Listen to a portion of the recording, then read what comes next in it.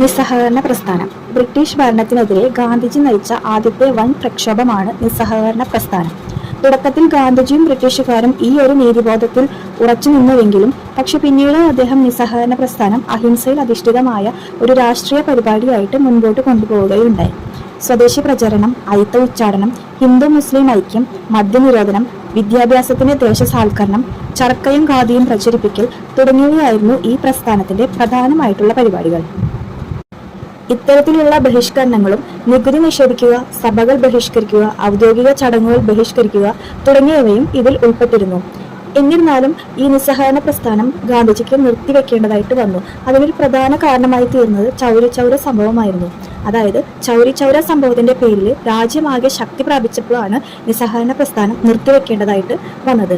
ഈ ചൗരി ചൗര സംഭവം എന്താണെന്ന് നോക്കാം. 1922 ഫെബ്രുവരി 4 ചൗരി ചൗര എന്ന ഗ്രാമത്തിലെ 3000-ഓളം വരുന്ന കർഷകർ പങ്കെടുത്ത ഒരു സമാധാന ജാഥയ്ക്ക് നേരെ ബ്രിട്ടീഷുകാരുടെ പോലീസ് വെടിവെച്ചതാണ് ഈ ഒരു സംഭവത്തിന് കാരണമായി തീർന്നത്.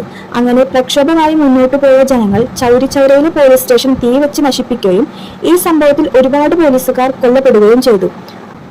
അങ്ങനെ ഒരു അഹിംസാപരമായ ഒരു സമരത്തിലേക്ക് ജനങ്ങൾ ഇനിയും സജ്ജരായിട്ടില്ല എന്ന് ബോധ്യപ്പെട്ട ഗാന്ധിജി നിസ്സഹകരണ പ്രസ്ഥാനം ഈ ഒരു സംഭവത്തോടു കൂടി നിർത്തിവെക്കുകയായിരുന്നു.